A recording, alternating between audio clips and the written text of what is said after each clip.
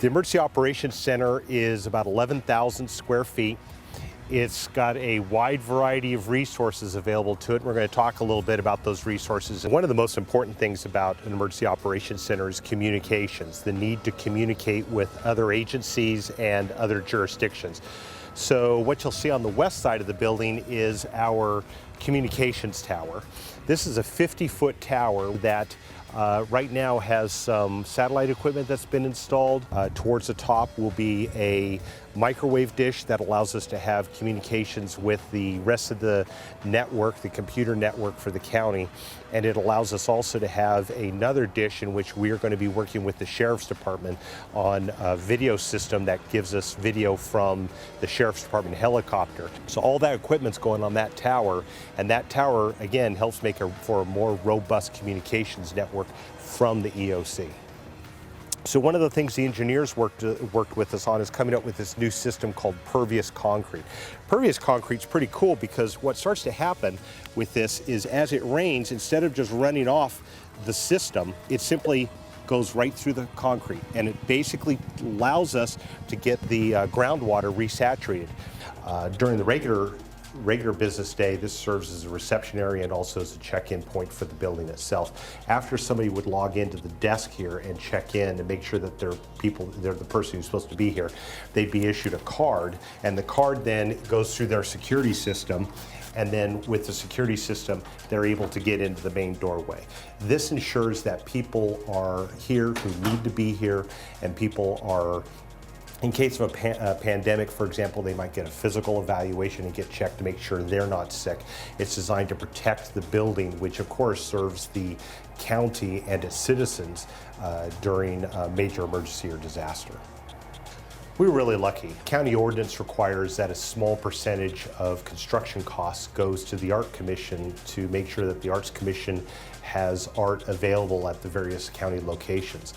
Working with a local artist, Nicole Strasberg, she came up with this wonderful painting for our lobby area.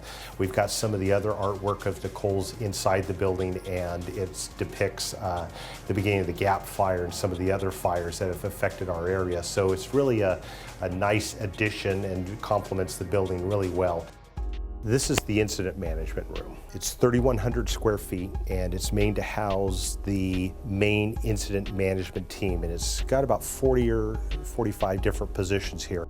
The building itself is video monitored 24/7. We also have a security system that's around the perimeter of the building and interior to the building. So this allows certain people to monitor the security systems and also do other work. So again, while this has a lot of usefulness during emergencies and disasters, we're really happy that even during the initial phases of this building, we've got a lot of people already using the building. We've got a lot of people in the emergency field who are already using this room specifically for a lot of their functional training and meeting amongst the providers.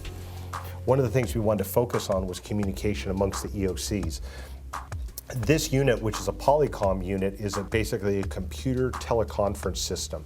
And this will allow from the management conference room where we're at now for us to have a video conference with not just our other county departments, but also all the city EOCs and potentially any incident commanders or anybody who's got this unit deployed to their exact location. We'll be able to have real-time video conferencing. We'll be able to receive information real-time from helicopters, and we'll be able to share information and then make decisions to better serve our citizens throughout the op area. We've moved some of the core systems from downtown out here to the Emergency Operations Center. So some of those systems that are absolutely critical to help keep the county running are now here in a highly secured environment. So we've got multiple racks of computer equipment that handles everything from data systems regarding email to some of the other systems that work particularly with the Emergency Operations Center. We also have water sensors underneath the floor, and this is all on an alarm system that if there's any problems with the systems, we get notified 24/7, and we'll be able to respond with the IT, the information technology staff, to make sure that the systems stay up and running. Up here on the roof, we've placed 84 solar panels. In addition to the ones that people see on the front of the building on the metal roof, this one helps generate the amount of electricity and the amount of energy that helps reduce our energy costs, therefore the cost to the taxpayers.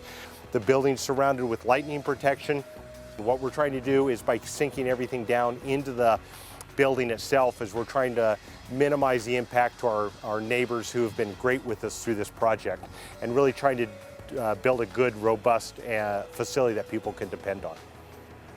The building's just a building though, and while we've done everything we can to make this a good operational platform, a good operational building, it's really the emergency managers that are here day and night during emergencies, who often leave their families. So it's those men and women who come here, who work with everyone from government TV to emergency management and management staff from the fire departments, from managers and executives from law enforcement, and they work together to bring a team.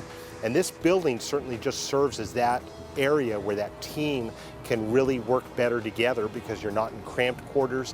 There's not the seismic risk that you have with that. So really, it was the determination of the Board of Supervisors to make this happen, because you need something that is literally the lifeboat of the county citizens, that in case of a catastrophic emergency or disaster, this is the platform, this is the area that the government's going to get help from state and federal officials to better serve our citizens.